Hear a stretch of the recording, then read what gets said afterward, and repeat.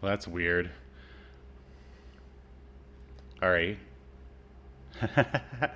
Nice.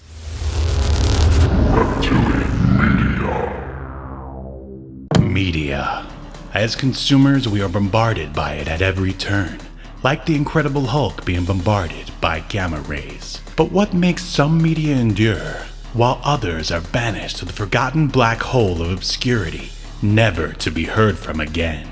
Who or what decides this? Hetero life mates Steve and Yahel want to know, and they want to know now. This is Obscurity Now.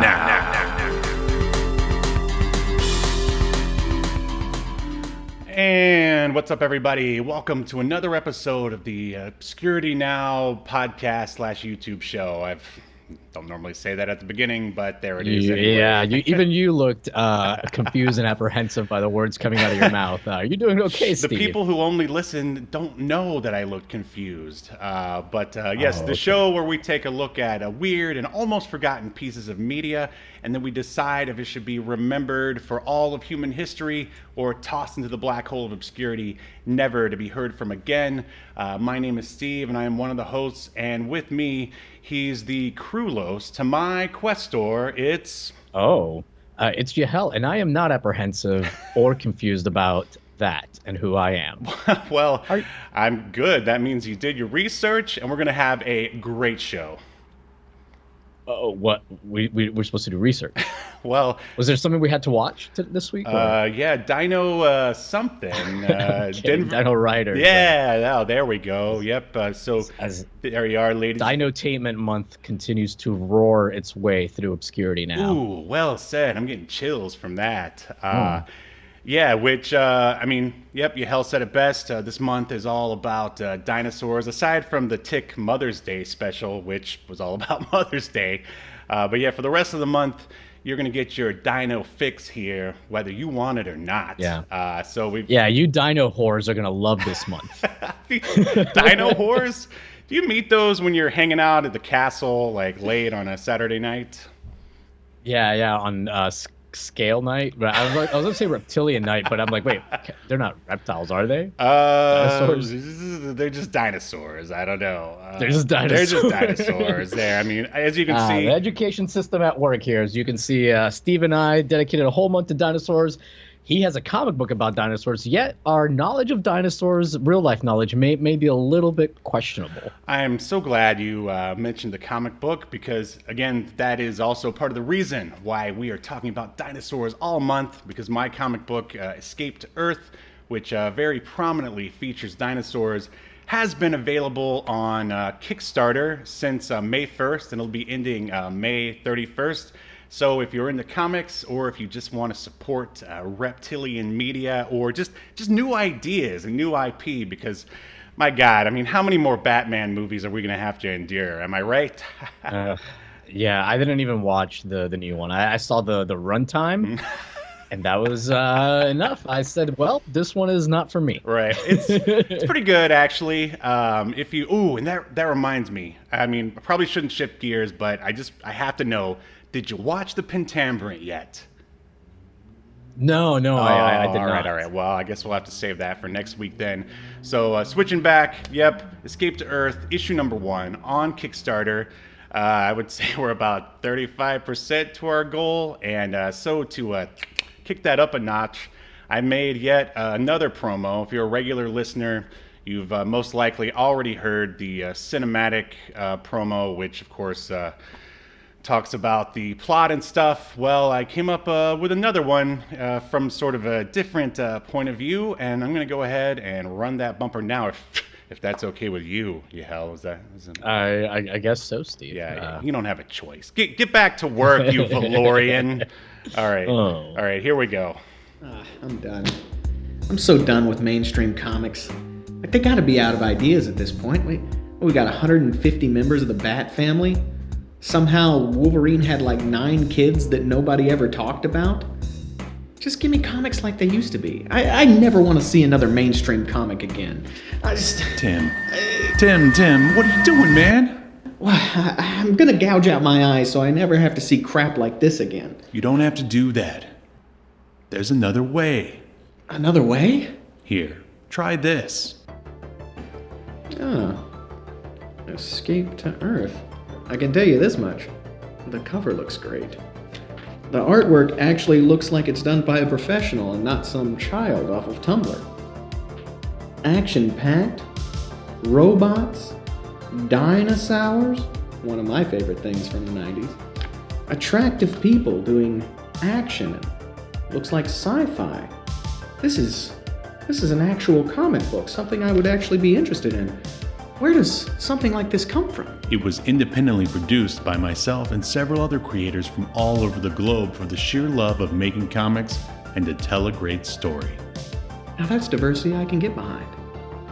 The only problem I have is there's only 8 pages of this. I need more. Where can I get more?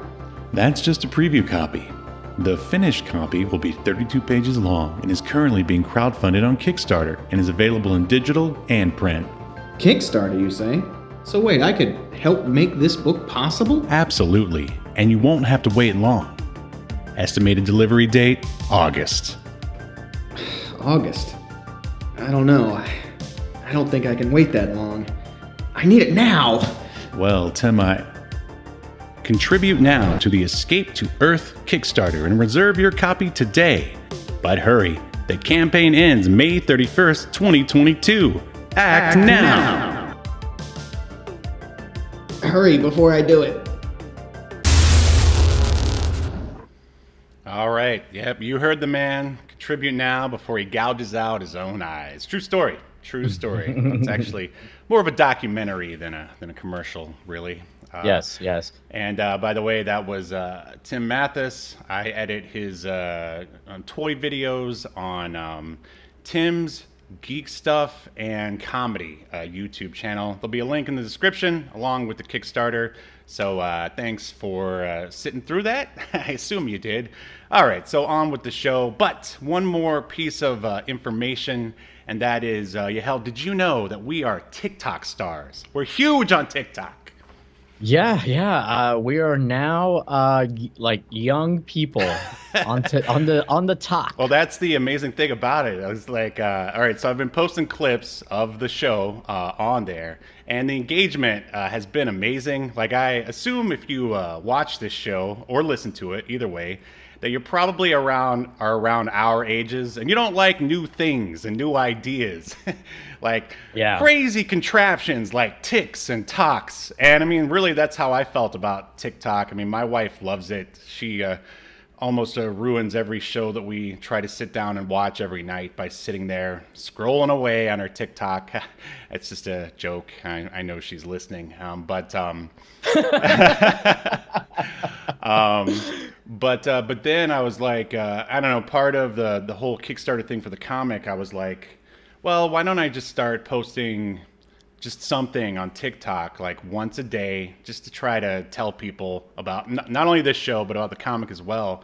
And I started, and the engagement has been pretty amazing, actually. I don't know if it's just because TikTok is so new, but it definitely beats the YouTube algorithm. I'll give you that. YouTube these days, I feel like YouTube is like, we don't take kindly to new subscribers around here.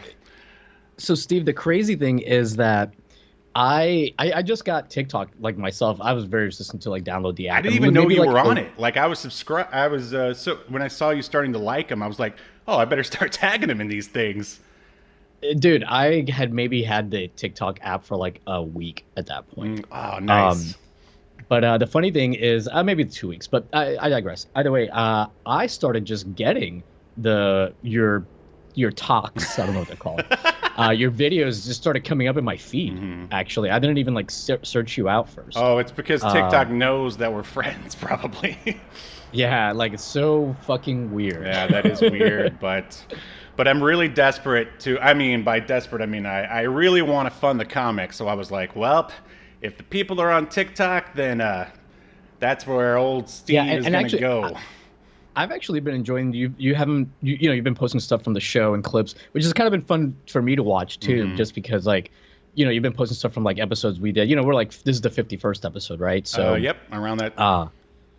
And so there's a lot of them now, Yeah. and there's like some I completely forgot about. So it's been fun to kind of revisit those. But also, it sounds like I'm just like kissing up to you, but I've really been enjoying like your comic book creation tips. Oh, thanks. Uh, I barely think that I'm qualified to be even giving those tips. I mean, I did make a comic. It's just not printed Right. yet, which is why we're doing the Kickstarter. Yeah, but the thing that good thing about your tips is like you're not like saying like, hey, this is how you write a good story, Sure. or this is what you need to do to build a character per se. You're kind of saying, hey, if you're trying to start a comic and you don't know where to start and you can't draw, you're just an idea guy. Hey, here's how you find some people, connect with them, and some like real like basic logistics of how to make it work. That I think a lot of people would end up spending like days or weeks like trying to sort out themselves. Like they can literally watch like 4 or 5 of your like videos and like save themselves weeks of time. Ah, well, thanks for mentioning that. And yeah, I mean, that's just when I first started, trying to find info on making a comic, there wasn't a whole bunch from like the writer only perspective. It's like, I think they go from like maybe the writer artist perspective. So yeah, I was just like, and again, it's also, of course, just a front to talk about the book also, which the book is talked about heavily in the first couple of episodes, the first couple of ticks. Videos. And then after that, I sort of forget to mention it. But it's gotten me, it's gotten Reptilian Media a decent amount of followers. And I'll say one last thing about TikTok before we move on. Like, so I was trying to figure out how we could also include TikTok into doing our stream, because there is a way to go live on there. The only thing is, after some heavy research, because it took me a while to find the answer, you have to have 1,000 followers on TikTok in order to be able to go live. So we'll never go live. I see. Well, I was just going to say to the Obscurity Now diehards and elites that have been supporting us for the entire year, if you're like Yahel and you just downloaded the app and are just sort of letting it sit on your phone and you're not really using it for anything, you could at least give us a follow, and that would help us move to, being able to stream on TikTok, because as I said, the engagement on there has been great, and I can definitely see an uptick in the at least on the podcast side or the audio only side of our shows. It's been crazy. Sweet. Yeah. So I did want to mention Kenny P. Collin here is in the chat. Thank you for joining. He, in reference to your videos, he said, agree on comics. It's useful to know the problems you hit and how you got through or around them. Awesome. Well, thanks for stopping by. And so, all right, now we got all that out of the way. Are you, brother, ready to talk about the craziest 80s cartoon? That's not really that crazy, but are you ready to talk about Dino Riders? Yeah, I am prepared to discuss this. Thank you. Yeah, you don't need to borrow a pencil or anything? No. I'm prepared, Steve. I'm hungover. Oh, I can't tired, tell. so You've I'm been having holding it coffee. together quite well, I would say. Well, Steve, I'm what you call a functioning alcoholic. Well, when we were hanging out, you weren't really functioning all that great. But all right, man. No, you know what it is? I didn't even drink that much. It just doesn't take much for me to get hungover these days. Yeah. Oh, it's so sad. Getting old sucks. All right, let's talk about Dino Riders. Right. Let's do it. Welcome to your feature presentation. All right. Oh, and there we go. And we're here at the Obscuritron. If you're a podcast-only listener, you're missing out on some awesome Dino Riders art. I mean, just look at that. I mean, it's pretty awesome, right? You can't. Oh, I lost you. I lost your audio. Hold on. Sorry. I was muted because I was typing on my mechanical keyboard here. So very loud. The My clackety steampunk one. Yeah. No, but yeah, the art, that box art was great. I think I'm a little bit off-centered here on your. Okay, sure. Let me. It's okay. I can center myself. Center. There you go. All right, you look good over here. All right, let me sweet. lock you in, so hopefully you won't slide around like you normally do. All right, so let's dive into Dino Riders. And, wait, that's Dino Saucers. My God, come on. Which we'll be talking about next week. You're so prepared, Steve. You already have next week's images all ready to go. It's almost as if though we're going to pre-record it. I was about to say, I also have my outfit picked out for next week. It's the one I'm wearing right now. Okay, so here we go. So Dino Riders was released as a VHS in 1987, and then later premiered on in North America October 1st, 1988. It lasted one season and was 14 episodes. And the episode we're going to be watching today is the pilot episode, which is very cleverly titled The Adventure Begins. So, Yahel, what is your experience / history with Dino Riders, if any? I don't think I even remember this, to be honest with you. And part of that may be because it came out in 88, and that's when I was moving to the U.S. Oh, I see. Puerto Rico. So that may be a part of it, but I would have been like 7 or 8. And since it went straight to VHS at first, like my mom wasn't buying... my mom and dad were not buying me cartoon VHS tapes. So they were just buying you weight sets and ring gear. Yeah, basically, and steroids. But yeah, Kenny P. Collin here in the chat. I was actually about to mention this. He wrote that the toys for Dino Riders were crazy. Oh yeah. That a neighbor had T-Rex, dinos with lasers and missiles, a winner. And yeah, I mean, this is very clearly like to sell toys. Oh, and, absolutely. You know, like all of these 80s cartoons, right? They're pretty much all to sell toys. Yes. You know, that's the end game. That's where the money really is. But there is a stark difference between this cartoon and the one we're going to be watching next week. Yeah. Like this one, you know, right off the bat, like this is to sell you toys. So yeah, and in fact, the one that we watched, the copy we watched on YouTube, it must be like from the Tyco VHS because the commercials are all Tyco toy commercials. And right now on the Obscuritron, it has the cover of the VHS, and it says running time 27 minutes, including Tyco commercials. So if your mom 27 minutes, shelled out her hard-earned cash to buy you a VHS back in 1987 of Dino Riders, you were also force-fed some Tyco commercials. But I have to say, those commercials were badass. Yeah, they're pretty well done, so it's kind of like, all right, I mean, I'll allow it. In 2022, with, you know, the nostalgia deep in our bones, I mean, it was pretty awesome. But anyway. Yeah. And I'll put a link to the Dino Riders, because it is available on YouTube. I'll put a link to it in the chat for anybody that wants to watch it.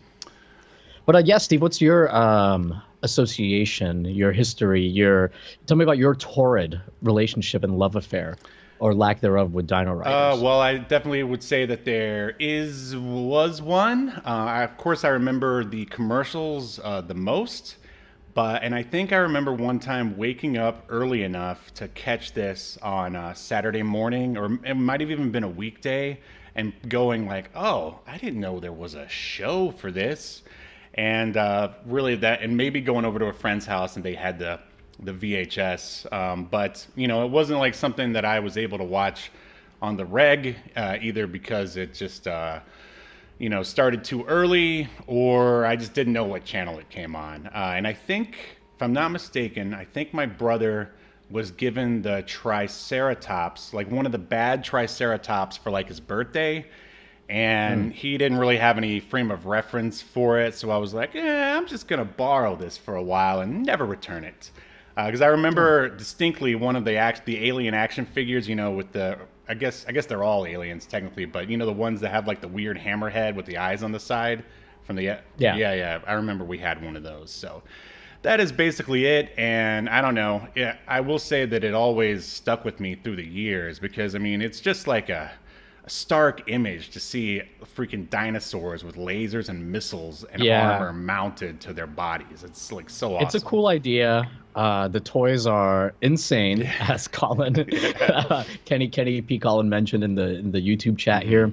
Yeah, but I mean, it's a freaking cool idea, right? Like, I mean, if you're a little kid, you like dinosaurs, you like lasers, you like missiles, because you know, you're violent, you're a child. I mean, we were, you know, they were raising us on war back in the 80s, so yeah. So I mean, I think it's a concept that I'm surprised they just haven't really milked further, but we'll get into that at the end. So jumping into the synopsis here, which is basically, it's the synopsis for the first episode and also the entire series, more or less. Pursued by warmongering beasts like Rulons, peaceful Valorians fly through a wormhole and end up on prehistoric Earth. Rulons follow and become stuck there as well. Valorians tame the dinos and settle in, while the Rulons build a dino army. And yeah, that pretty much sets up everything. And we'll go ahead and... This show, unlike many other 80s cartoons, actually has a director.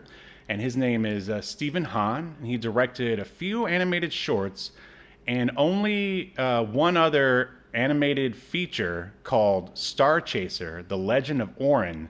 And mostly does like a post-production on cartoons such as Ultra Force. Make sure you check out our X-Men versus Ultra Force versus Wildcats episode, which feels like ages ago, as well as Alvin and the Chipmunks. We got an episode for that too. And he worked on the original Teenage Mutant Ninja Turtles. But I have to say, I actually checked out Starchaser and The Legend of Oren because it's an animated 80s feature that I just never heard of. And I started watching it last night, and it is awesome. Like, we might have to do an episode on that because it's one of those things that no one is talking about. Yeah, I've never heard of it. It's good stuff. So jumping into the writers here, there's a little no-name guy here by the name of Jerry Conway, who was basically pretty much is known as a legend, who wrote for Marvel Comics, created a little no-name superhero by the name of the Punisher, and he's even credited in devising the death of Gwen Stacy in the Spider-Man comics. So this guy is no slouch. He also has written for the Punisher TV show, Hercules, The Legendary Journeys. Yeah, we just recently did an episode on that. Law and Order, who cares? Baywatch Nights. He did the Serpent episode. Are you familiar with that one? I don't think I've watched that one.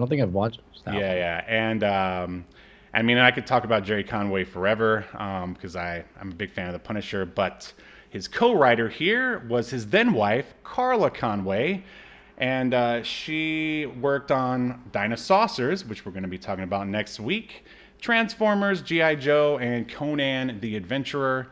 And this was obviously produced by Tyco Toys and a little no-name company called Marvel Productions. Is it the Marvel Productions? It is. It's the Marvel. That's probably how they were able to get Jerry, because he was working back then. Right. That makes sense. Yeah. All right. Want to take us through the cast? Sure. IMDb has provided us with an extensive cast list of 3 people. Obviously, there's more than that, although I'm sure some of these guys did multiple voices, but we're just going to go through the ones that are here. I'm going to start actually with with Noelle North, who voices Serena. She has a bunch of animated stuff. All 3 of these people have a bunch of animated stuff in their repertoire. But we're gonna then move on to the guy at the top, Charlie Adler. He voiced Hammerhead. I'm sure he voiced other stuff. This guy has a pretty extensive resume here. There was something that I thought was pretty funny. I'm looking at my notes for it here. He was in. So the name of this episode is like The Adventure Begins, right? He was the voice of Andy in Ultraman. And the adventure begins. So like, what are the chances he did like 2 things? And that was in 1987. So like literally like back to back, he did 2 things with like the adventure begins in the title. So that's weird. Oh, Kenny in the chat said that. Wow, Baywatch Nights. Love your episode on that. Oh, thanks. Yeah, that was one of my favorite. I've actually been watching Baywatch Nights, Kenny. It's on Daily Motion. Quality sucks. The writing, however, sucks as well, but in a good fun way. Yeah, Baywatch Nights. Oh yeah, look, I definitely plan to watch more, and we're gonna revisit it at some point, 100%. Yeah, but Charlie Adler also was the voice of Astaz on Star Trek Online. Don't run the bumper just yet, because we're gonna move on to Dan Gills. Oh my gosh, Gilvazan. It's not even that hard to pronounce. Anyways, he plays the role of Questar, which is kind of like the main character of the heroes, I guess you could say, or the leader. And they pronounce it Questar, like they put like a big emphasis on the star part of it. Dan Gilvan was he's actually done a bunch of like live action stuff. NYPD Blue, a bunch of stuff. I don't think I mentioned it, but Charlie Adler, I should have mentioned. I think he's the voice of Starscream. Oh yeah, I definitely heard his voice in this, 100%. Yeah, he's the voice of Starscream in the modern day Transformers stuff. But Dan Gilvezan, who we're discussing now, was also in Star Trek Armada 2, the video game. Nice. However, don't run the bumper just yet, Steve, because even though we only have 3 people, it's obviously like somebody on this show loved Star Trek because they ripped off 2 things very blatantly. I from heard Star it. Trek I games. heard it. So the most obvious one is very early on in the show. One of the opening scenes, one guy says, they're in a spaceship, and he says, "Oh, I'm giving her all she's got," which famous line from Scotty in the original Star Trek series. But also, Steve, the crystals that their bad guys are trying to steal. Did you know or notice that they're basically designed them to look exactly like the dilithium crystals from Star Trek: The Next Generation that power the warp core? I would like to say noticed. yes, but no, I did not notice that. Well, fuck you, Steve. But and that is the end of the Star Trek references in Dino Riders that I right, saw. here it comes. Ah! Oh no! We've just entered another Star Trek connection! Ah! And if I could jump in there real quick, I recently guested on the Cheap Seat Reviews movie review podcast, and they also sort of have like a Star Trek connection kind of thing going on there. Like, and I just thought it was funny that, I mean, they didn't like rip it off from us or anything, but they just sort of. Now they're getting a cease and desist for sure. All right, I know how precious you are about your Star Trek and the Star Trek connection. So no problem. Yeah, I want to just gatekeep it all to myself. I don't want any more fans. Yeah, that's what the internet's all about, gatekeeping. Of course, there is more in a notable cast. Please bring him on. We know he's in there. Wait, in this episode? No, wait, no more Star Trek, but I mean Frank Welker, right? He wasn't listed in IMDb. What? No way. Yeah. Yeah, he's not listed. I'm pretty sure I believe saw you. him. Wait, all right. So who are the 3 names that you read? So I'm looking. Well, let me specify. I was looking at the episode specifically. Oh, okay, but Now Frank Welker, it says he's in 2 episodes. well, all right. His name must be mentioned. So he's like a guest star. I mean, Peter Cullen is in a couple episodes as well. That's another like pretty well known. Yeah, guy. those are the, Optimus Prime and Megatron from the OG series. They must be mentioned, or else he'll be banned from the internet. We could probably start doing like a Transformer connections thing, but I'm afraid that like it would just like elongate the episode. Sure. length. I mean, I don't think either of us are that big of Transformers fans. I mean, I think they're okay, but whatever. In the 80s, I mean, when I was a kid, I loved the Sure, cartoon. same here. But then Michael Bay came and took a dump on him, I mean, that's not the Transformers' fault, but... Yeah. All right, so moving on here. All right, we're going to dive into the episode. And all right, so if you're going to watch the pilot on YouTube, just make sure you get past their weird opening, which looks like it's rotoscoped kids like hanging out in a rotoscoped museum, and they have like the worst. I think they got an actual museum tour guide to come in and read like from a science book about erosion. And so there's the hip kid in there, Billy. He's bored, so he wanders into the dinosaur bone exhibit at the museum. And the dinosaurs just, they sort of come to life. And then, before you know it, we see a Dino Riders logo. And I'm wondering why this was here. And the only thing I could come up with is maybe Tycho is trying to say, hey, look, we got dinosaurs. There's a museum here. This is educational stuff. Like, what do you think? Yeah, I don't know if that's what they're trying to say, because they are putting missiles and lasers on dinosaurs, so I don't know. Well, they're trying to soften the really blow, Yahel. They're trying to soften the blow. Yeah. They're like, clearly, this is our info or commercial here. We're trying to sell these war dinosaur toys. I legit was like, was this made by PBS when that opening started? See, that's because it feels like it does feel like some kind of weird educational thing. But then you're like, oh no, it was made by the greedy bastards of Tycho. Yeah, for sure. So yeah, make sure you get past that, and then the credits play over just regular dinos doing dino stuff in prehistoric Earth, and then now we're in space, and our heroes, the Valorians, are getting attacked by the Rulons and their ships. I mean, this is almost shot for shot, kind of like the opening of Star Wars almost. They're in their little ships, and the Rulons have like an entire armada. The lead guy, Questor, says the only way to escape is by using the space-time energy projector. And can you describe Questor's haircut to the listening audience? It's like it's blonde. I mean, it's racist, longish, almost Aryan. It's kind of slicked back, but also up. Like, I don't know how this hair would work in real life. It's a bob, basically. It's a bob. It's almost, it's very similar to He-Man's, I'd say. But yeah, not as... Kind of. Yeah, but worse somehow. I don't know why, but it is worse. But yeah, it's a ridiculous haircut, and not in a good way, in sort of a lame, cheesy 80s way, if you think that way is good. Okay.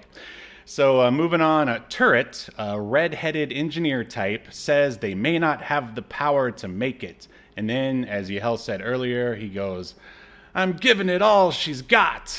And then we get an interior shot of the Rulon ship. We see Lord Krulos, who basically looks like a frog. Yeah, and then he's laughing, and then he says to engage the tractor beam, and they latch on to the to Questor's ship, or the Valorian ship, however you want to look at it.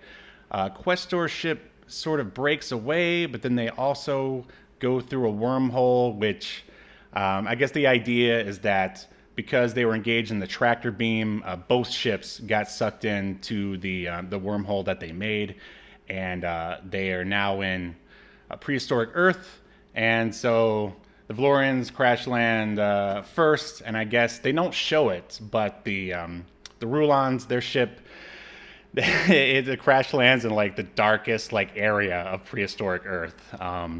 So they step out onto Earth, and for some reason there's a blind grandpa, which I will say that also in because we were talking about the director Steve Hahn, and how he directed that feature I was talking about. There's a blind kid in there too. So I just was like, was there a trend of having like blind animated characters in like in cartoons back then? I don't know. I don't get it either. Yeah. Maybe, obviously they're just trying to ride that sweet Geordie LaForge train. But he wasn't even around then. This is 1980. Yeah. Yeah, Star Trek TNG premiered in 1987. Oh, really? Wow, I thought it was later than that. Well, shows what I know. It ended in 94, though, so maybe that's why it feels like. I see. All right, so they then see some dinosaurs, and Questor they all have these amulets around their neck, and he just uses it to telepathically speak to a Brontosaurus. And then basically the scene ends with him going, Valorians, welcome to Earth, our new home. Now the question here is, and of course we could poke holes in the logic all day, but it's like, how does he know it's called Earth if this is prehistoric Earth? Like, couldn't they just make up their own name for it? Yeah, I guess they were educated about Earth for some reason. And like, there's a few things that I questioned. As well as should be. But, this. we're just having fun with it. And, like, how did they, all the dinosaurs have their proper dinosaur name, at least in Cadillacs versus Dinosaurs, from 2 episodes ago. They had their own sort of slang names for all the dinosaurs and stuff like that. But here, old Questor comes out and goes, oh, look, ho, there's a Brontosaurus and a Triceratops. Oh, maybe it kind of goes back to what you were saying, where they were trying to like have some semblance of this is educational, where we're educating your your grubby little children on the names of dinosaurs. Oh, I'm sure it's exactly that. Because I mean, I remember for some reason dinosaur education was a big deal in Yeah, dinosaurs were like huge in the 80s and 90s. I suspect they were huge in prehistoric times too. Oh man, I wish I had a rim shot sick. SFX someday.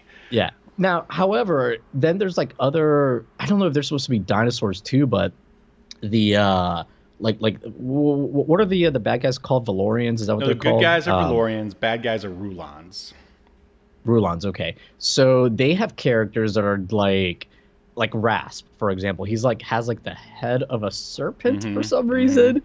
And then Hammerhead, which I think you had mentioned earlier, the guy's got like a head like a hammerhead, Right. and there's like Antor, he's got like a head like an ant. But are they supposed to also be dinosaurs? No, I mean, I just think they're from their weird, bad planet. Alien? Yeah. Okay. And they just happen to resemble Earth. Lizards. Yeah. Insects And lizards, and and stuff. stuff. And lizards, yeah, and reptiles. Right, and stuff right. like It's that. it's Okay. really You know what it is? I'm getting mixed up with Dino Sauce a little bit. yeah, they're similar, but there's a big difference. But yeah, basically Dino Riders is just a big metaphor for xenophobia. Okay, moving on. Not really, but okay. So the Rulons also crash landed on Earth, as I said. They exit their ship, and immediately they go, oh look, there's some dinosaurs, and start firing on them. And then Krulos says he has to get to the space-time energy projector so they can return home. But he also says he will build an army of dinos. Now, who in North American animation history does Krulos sound to you? It's more of a comedic cartoon, but and we haven't talked about it yet. But what bad guy does he sound like to you? Just one guess. Man, I feel like I'm gonna mix him up with I might be mixing him up with somebody from Dinosaurs, because I saw Dino Riders yesterday, but then today I saw Dinosaurs, so it's more my mind. But was he a little bit like Cobra-ish? Dr. Claw from Inspector Gadget. Oh, Dr. Claw. Okay. I can hear it. I can see that. I can totally see that. All right, so then there's a montage of the Rulons arming the dinosaurs to some epic-sounding music. I meant to mention the soundtrack in this is awesome, really good Yeah, stuff. the music's pretty cool. The opening. It's kind of like synthy. Oh right? yeah, very very synthwave, which is my jam, as regular listeners would know. And the opening theme, which we forgot to talk about, wasn't too memorable, but the actual score and soundtrack is great. So they put what they call a brain box on all the dinos' heads, and it basically allows them to control all the dinosaurs. And on the other side, the Valorians, they being the bad guys, yes, the Rulons. right, the Rulons, yeah, they put these brain boxes on them. So, but I guess the Rulons, they as I said, they talk to them telepathically. They talk to the dinosaurs. Do you think they're they're controlling them hypnotically, or is it more like an agreement? They're like, "Hey, I'm a Valorian. I'm very friendly. Will you do what I say?" Is it just the same thing? Yeah. Or right, because they're using to the good guys, the Valorians, to communicate with the dinosaurs. They use these amulets that they have, and they touch them, and it lets them communicate telepathically. But sometimes it also seems like they use it to give them commands. Right. So are they controlling them, like you said? Right. I mean, really, who's the bad guy here? Who's the real bad guy? I mean, maybe the Rulons are trying to stop these telepaths that have run amok. Right. I mean, these Aryan telepaths from the future. Whoa, we should do a whole new remake from the Rulons' point of view. Oh my god. Aryan telepaths from the future sounds like a terrible sci-fi B. Trauma movie right there. Your favorite studio. Yeah. We'll get the production team from Surf Nazis Must Die, your favorite movie of all time. I was gonna say something, but I forgot. All right, anyway. I was gonna say that, I don't know, if I could play to defend, I guess, Jerry Conway. I mean, I'll give him credit for trying to make it seem different. Maybe it's I don't know if you've ever read any Aquaman comics, but the way he describes his ability to talk to fish is he reasons with them. And yeah. So maybe it's like that. Okay. So, okay, Youngstar. All right, now we're back with the Valorians. Youngstar, who is the son of Questar. I want to say Brave Star, which is another show we need to talk about someday. Youngstar and another kid whose name I never got are riding on some raptors just for fun, like you do. They see a T-Rex. Steve, the youngest, the young little kid. I know what his fucking name is. help me out. It's Lad. It's literally Lad. Oh my God! Wow. Like a young lad. But it's spelled LLAHD. Whoa, Jerry! Hoo-hoo, you old sly devil, you. And that's the thing with like a lot of these characters. Like Youngstar is not spelled Young, it's just Yung. So like a lot of the characters' names like are like spelled like with like missing letters. Like there's a guy like I don't think he's in this episode, but called like Icon, but they spell it with a K. So there's a lot of that going. There's a guy named Ace, but it's like AYCE. Well, they're pulling a WWE, right? So they could copyright all the names. I think so, because these are like very generic words. Yes, to right? go with very generic characters, but more on that later. Right. All right. So Youngstar sends Lad back to the ship. Lad tells Questar what's going on. A chase then ensues with the T-Rex and Youngstar. His dino sort of trips on a ledge, and Youngstar falls off, and then he's like hanging from that ledge. But he pulls himself up. The T-Rex corners him, and Questar and the rest call their dino friends, and they rescue him. All this was set to great music. Then there's a Tyco Superblocks commercial and something else. I had to put it in there. This is a very important part of the plot. Yeah, absolutely. Cut to the Rulons are now basically testing their new armored laser-mounted dinos and their weapons. Krulos says that it's not enough. I must have a T-Rex. And I was just like, wow, what a go-getter. Like, he knows. Yeah. It's good to have goals, Steve. It's good to have goals. I mean, don't we all want a T-Rex with mounted lasers and missiles? Sure. The Valorians work in harmony with their dinos to build a wall. Questor sees laser fire off in the distance. And he sends Gunner and Turret to track the bad guys to their base. Cut to the base. Gunner is kind of like, if you care, he's like your typical sort of like older, like I've seen a lot of crap, I've seen a lot of shit kind of guy. Like, wouldn't you say? Like a sergeant, a gunnery sergeant, basically. Yeah. Hence the name. So Gunner and Turret get the drop on some thugs. Then the Rulons see them. A firefight ensues, and they escape. This whole scene really felt like filler, kind of, but whatever. It was what it was. So Krulos and company are out hunting for the T-Rex. They find one. They trap him with like the most basic trap. I was expecting a net, because like that's what everyone used back in the 80s. But Jerry Conway, he was like, nah, we can't use a net. Everyone's using nets these days. It's like two sticks just sort of like come out of nowhere and like trap like his huge thick neck, which I think... Well, it's supposed to be like he's trapped in him, but if you look at it, they're both in front of his neck, so he could just walk backwards. Yeah, it's a stupid trap. I was like, what? I mean... It's not a trap, Steve. It's not a trap. At least some... It's a minor inconvenience. It is, especially for a T-Rex. So they put a brain box on him, blah, blah, blah. Krulos says, victory is mine.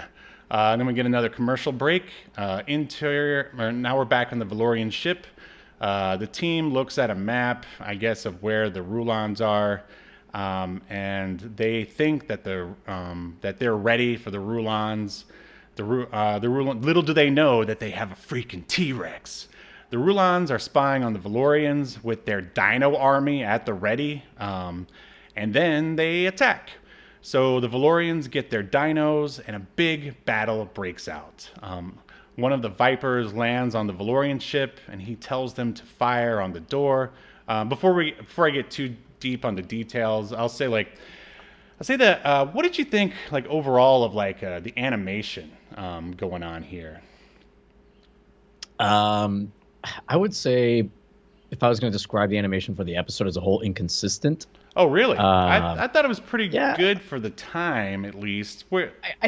Yeah, but like sometimes like it just seemed like they were cutting corners on some of these frames for like some movement and stuff. But you do have to keep in mind that it is an 80s cartoon, right? So I mean, it's not going to obviously be quite as smooth and fluid, but it was okay. Like it wasn't bad or anything. Well, I would say that the best animation comes out here in this massive battle we're about to have.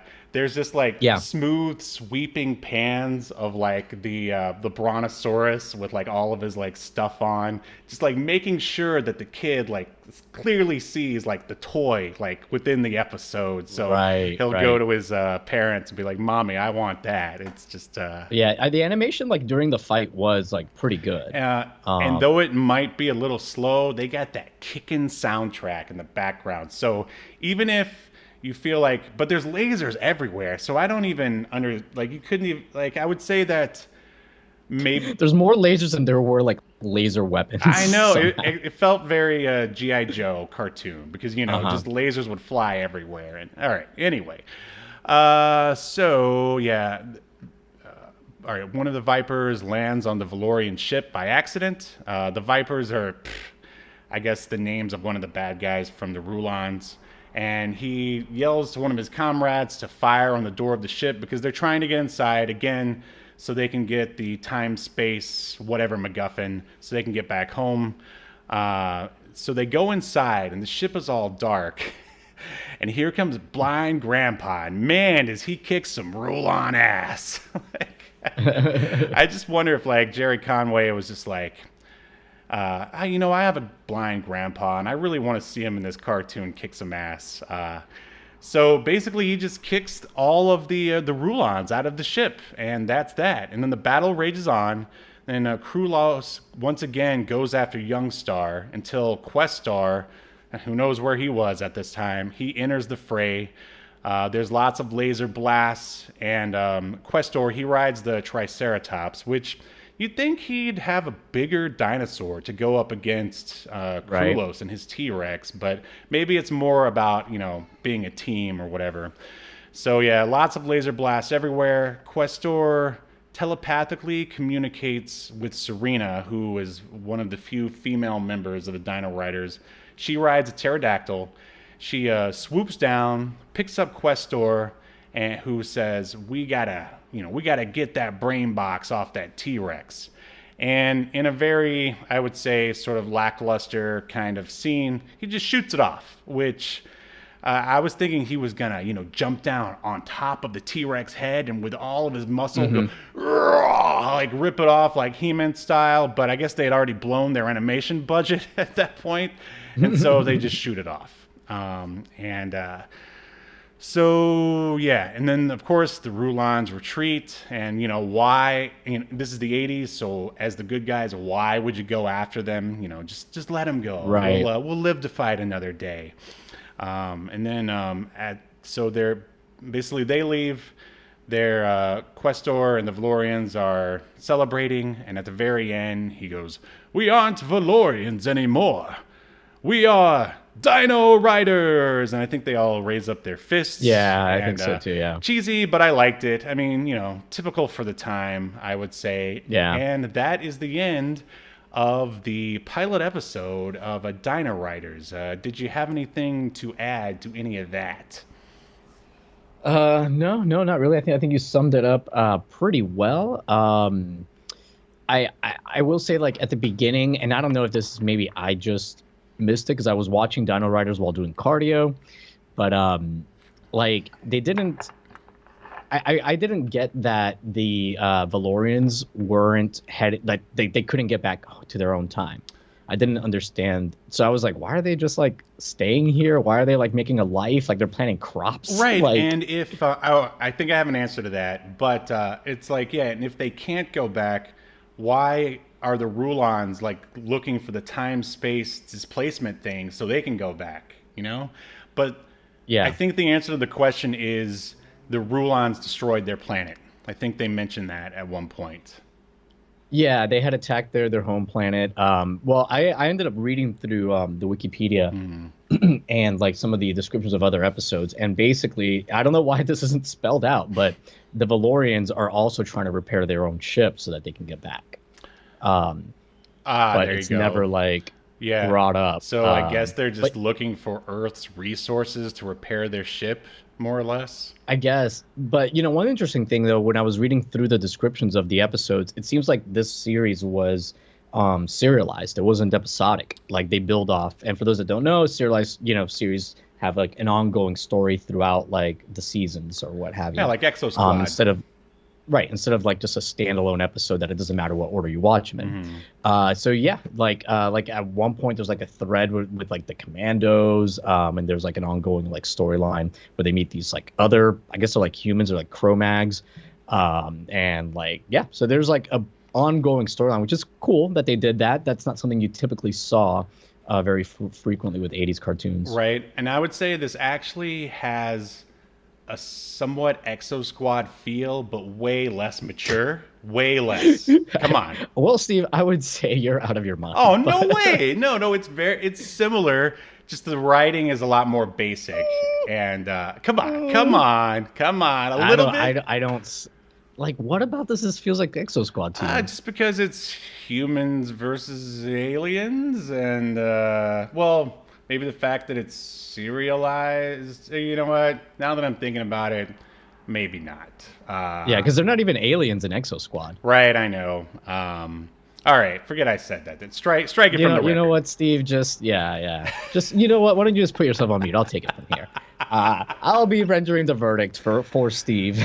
Speaking of that, I think. I think we're ready. Yeah, let's dive into that. Okay. Remember, you're rated. That's the question.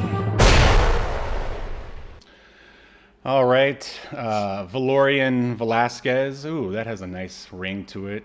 Do you think Dino Riders should be tossed in the black tar pit of obscurity, never to be heard from again, or should continue to be remembered for all of human history? I say toss it. What? Oh. Yeah, like I thought it was like very cool concept. The toys are welcome to stick around. In fact, I saw that like in 2020 they came out with like some new ones. Oh, really? Yeah, but yeah, like it's a cool concept, but I was just like bored to death like watching this. Like, I thought it was lame, generic, boring, and like it's so obviously like a thing to like sell toys that like yeah, I just didn't really enjoy it.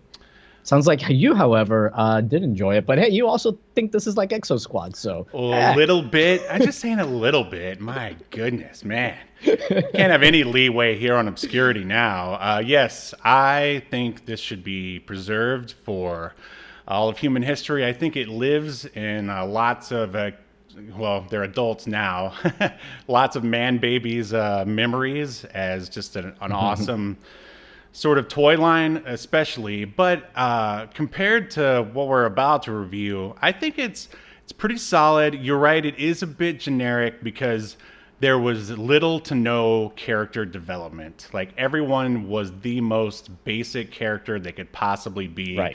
It's like you've got leader guy, and look, this is his kid. But one thing I do appreciate is that there was no like forced comic relief. Like, there was no snarf.